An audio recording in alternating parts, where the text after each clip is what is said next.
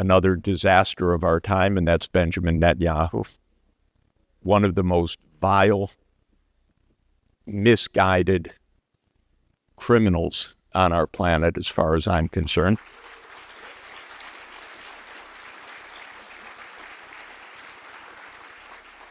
Maybe you'll give me 58 standing ovations like Congress gave Netanyahu 58 standing ovations.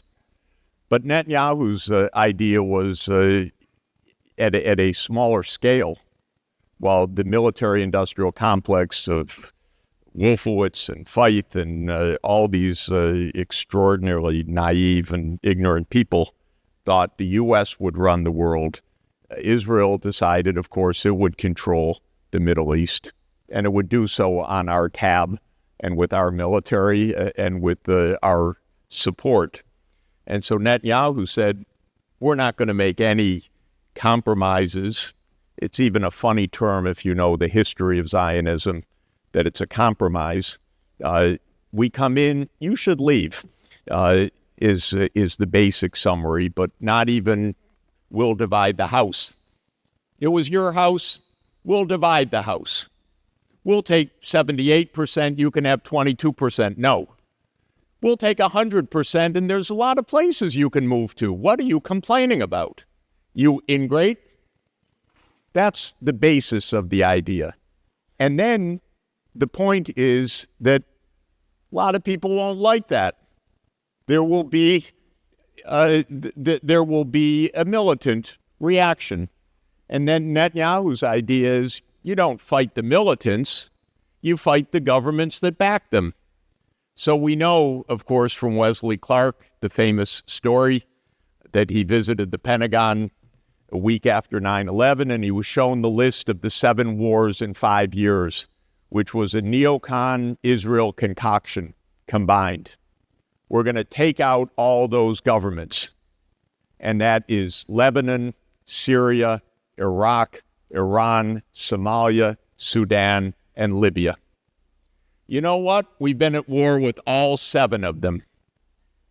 It didn't quite go to plan of 7 wars in 5 years because we got bogged down in each one. It didn't go to plan because it made a wasteland of several thousand kilometers from Libya to Iran. But that's been a plan. And that's part of this same disaster. It solves nothing. We have solved nothing. And to this day, these maniacs who are murderous genocidaires and killing in mass murder, to this day they have the backing of the United States government. Not even a murmur of opposition. 60,000 dead, 20,000 of them, or 18,000 by the official count, children, names listed in the Washington Post recently. People showing up starving at food depots to be shot at, all caught on TikTok. Ben-Gvir saying we're going to take everything, again yesterday. Not a murmur from our government. Who runs it? What is going on? The American people at least 2-1 against Israel in this, in the opinion surveys, because the American public is revolted by what's happening.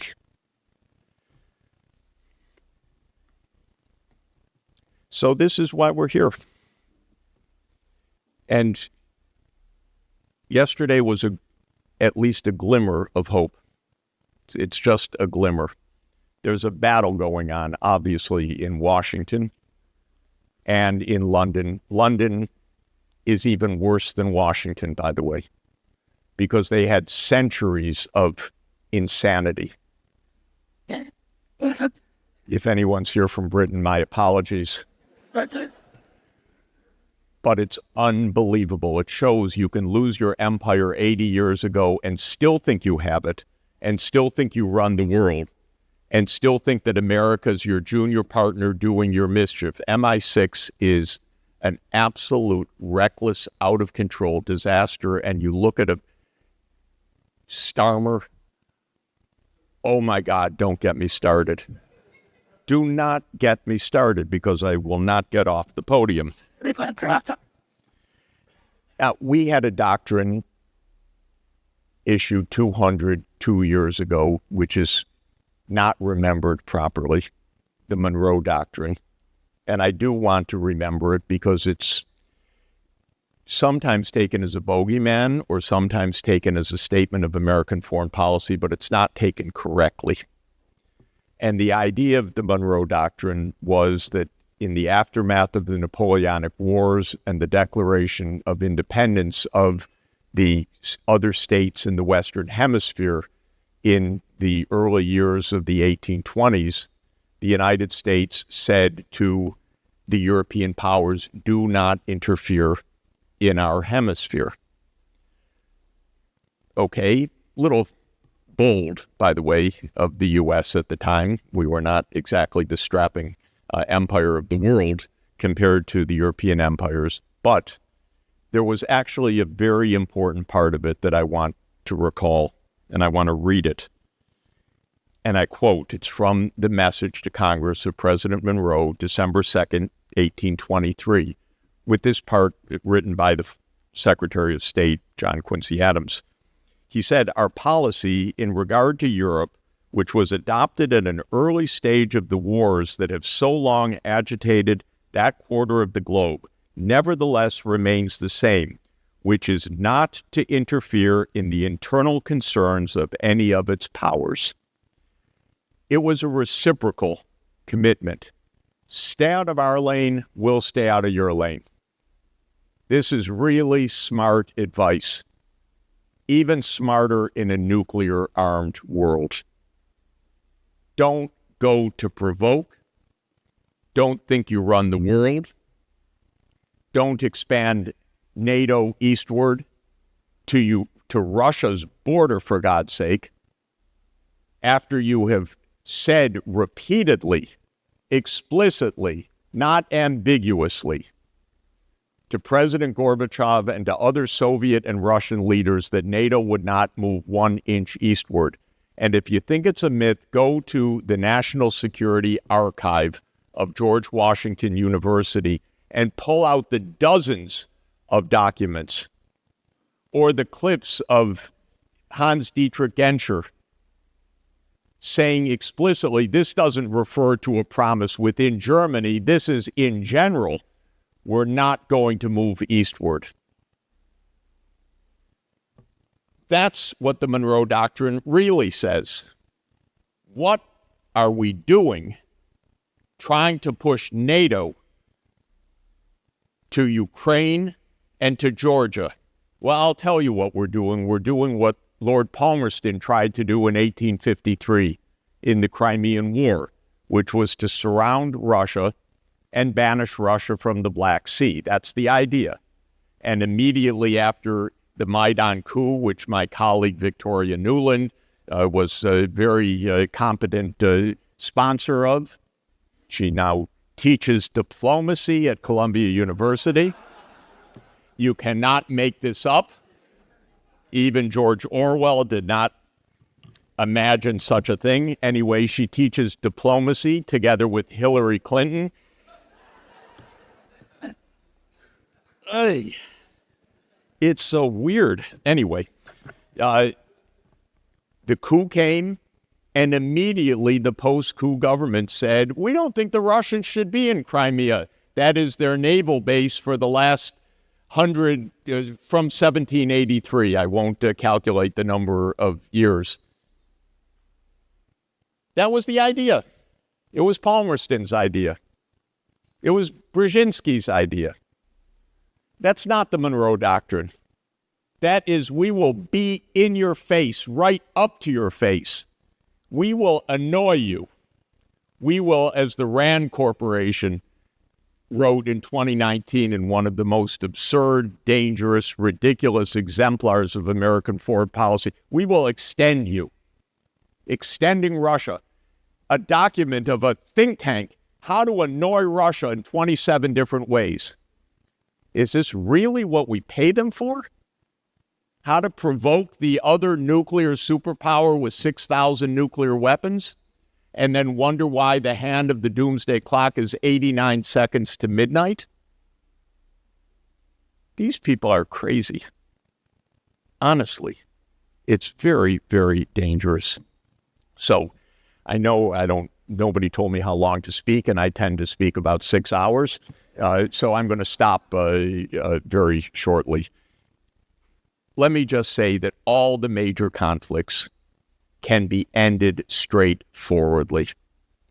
The Ukraine war, the casus belli of the Ukraine war is NATO enlargement, U.S. coup, CIA operations all over Ukraine. Even the New York Times reported that one a couple of months ago. We've got to stop being in Russia's face. They know it. They know all of it. They were so kind as to post Victoria Nuland's call with Jeffrey Piat, choosing the next government. Thank you. They know all of it. They know who paid for the Maidan demonstrators. They've got everything.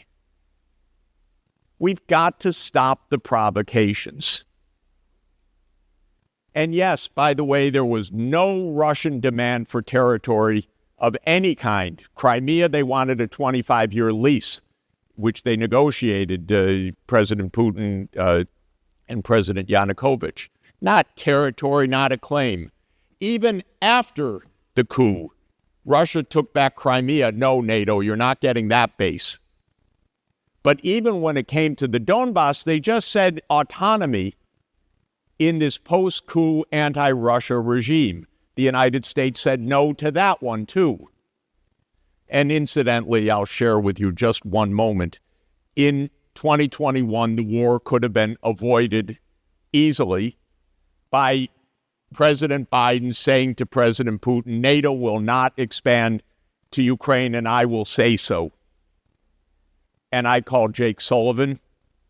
He teaches at Harvard. It's all consistent. After you fail in Washington. And I said, Jake, avoid a war. Stop NATO enlargement. It's ridiculous. It's useless. Would you like it on the Rio Grande in Mexico, a Russian military base? Said, Jeff, we have an open door policy for NATO. Said, Jake, give me a break. Open door policy. I repeated the Monroe Doctrine to no effect.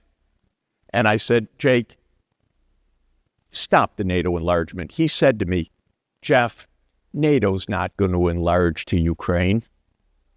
I said, Jake, we're going to have a war over something that's not going to happen? Why don't you say so? He said to me, don't worry, there's not going to be a war. Honestly, these people are not clever. They're not clever. What they're doing makes no sense. They don't know what they're doing. We don't know when Biden checked out, maybe already then. But in any event, they're not smart. They're getting us into trouble. So we could make peace in Ukraine. Yesterday was a hint of it, but you could see the president is so everything about our media, about the Congress, about the military-industrial complex, whether he has the skill or not, I don't know. But if he were a communicator and had the guts and what he should stand up and explain to the American people, this was about NATO enlargement, we're not going to do it. That would be the end. But he can't quite, he says it privately, I'm sure, but not publicly. Why? Because we're still trapped. We're trapped as Eisenhower told us we're trapped. And all these think tanks up and down the East Coast are bought the same way. It's all phony. Everything you hear about, the data, there was a report recently about Russia's casualties being X times that of Ukraine by one of the Washington think tanks. So I looked at it was absurd. So I looked at the footnote. Where'd that come from? The footnote came from the Ministry of Defense of Britain. I was already suspicious. So then I went to the Ministry of Defense of Britain and, after a little maneuvering, tracked down its source. It was Ukraine.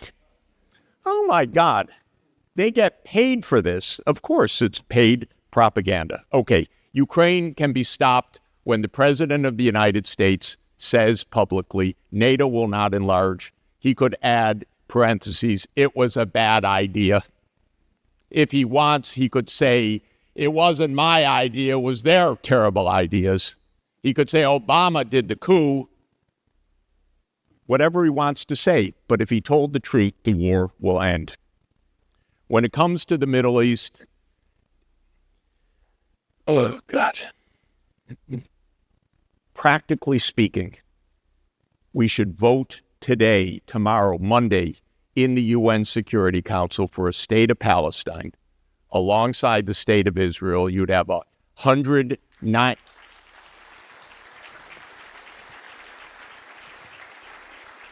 You would have 192 votes, and Israel would not have a veto, and it would be implemented.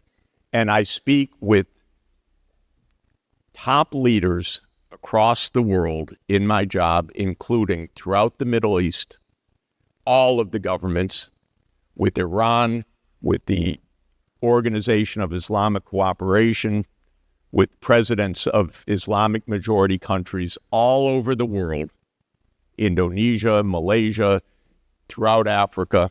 Everybody's ready for peace, except the zealots in Israel and the Israel lobby here in the United States.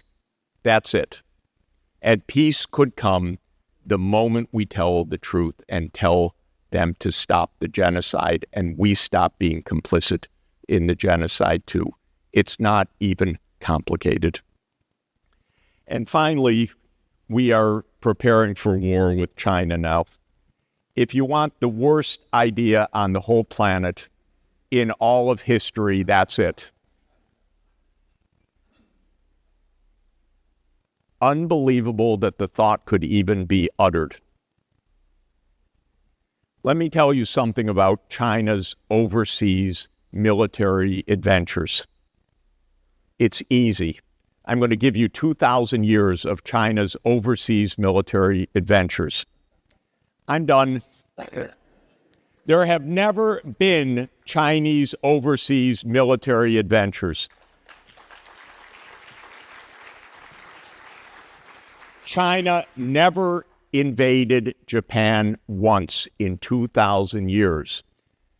With the following footnote, if anyone challenges me when you repeat that and they say Sachs is an idiot, doesn't he know that China invaded Japan in 1274 AD and 1281 AD? And you remind them, no, that was the Mongols, not the Chinese, okay? China never invaded Korea once in 2,000 years, except in 1950 when Douglas MacArthur threatened nuclear war on China. Other than that, never. And yes, I did get an email from a very nice Vietnamese correspondent,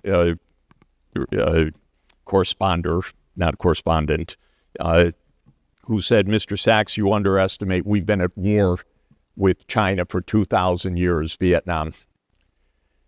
I had to remind him that the actual war ended 1,050 years ago, and that there were two wars in the last 1,000 years, it's true.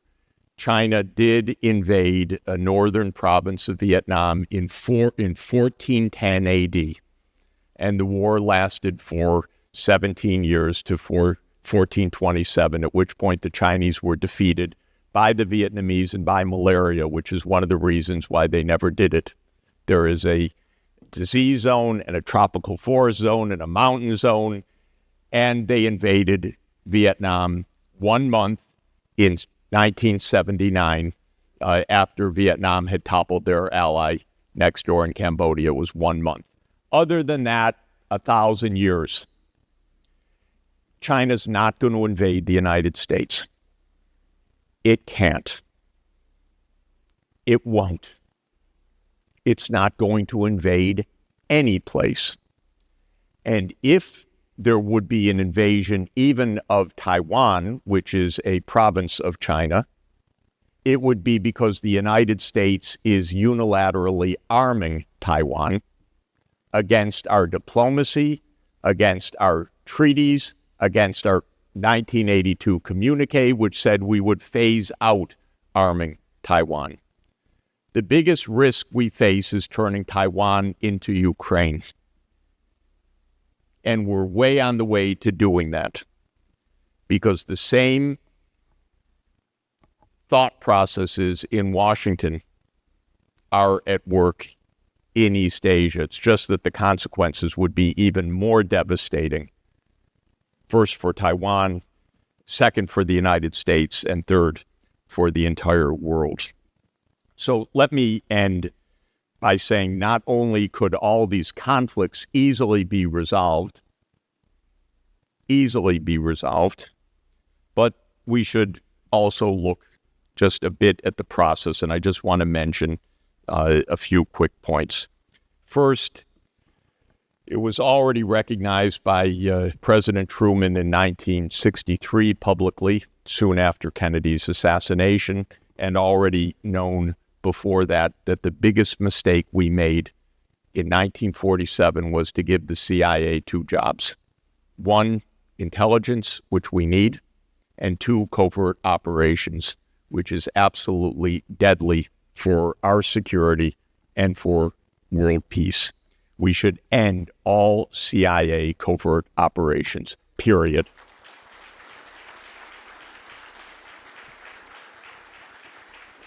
Second, obviously, from the news that we've seen recently and from what we know, we need to depoliticize the CIA and the intelligence agencies. We need intelligence. We don't need politics in those agencies. Third, we need to close our overseas military bases. They serve They are hundreds of billions of dollars in 80 countries, 750 to 800 overseas military bases that only suborn politics all over the world, support covert operations, and create terrible expense and terrible crises. We need diplomacy to return. J.D. Vance explained what he called the Trump doctrine. I just want to say he got part of it right and one major part wrong. The doctrine is part right and a major part wrong. Vance said that the Trump doctrine is, first, articulate a clear American interest. Good. Second, aggressively seek a diplomatic solution. Good. Then the third, if diplomacy fails, use overwhelming military force to solve the issues, and then withdraw before it becomes no, I don't have the right word, an extended conflict. Huh? That is the Iran absurdity at play. By the way, if that was aggressive diplomacy, you announce your next meeting is on Sunday and you bomb on Friday, and that's really going to solve your problems or enhance diplomacy. So the Trump doctrine, if that's really what it is, urgently needs to be rethought. And finally, most importantly, we need public understanding. We need public awareness. We need the public to understand what America's real interests are. We need brave congressmen like Congressman Duncan, who told his constituency that these wars make no sense, that they are not for American security. We need the Ron Paul Institute. We need our favorite Judge Napolitano. Thank you very much.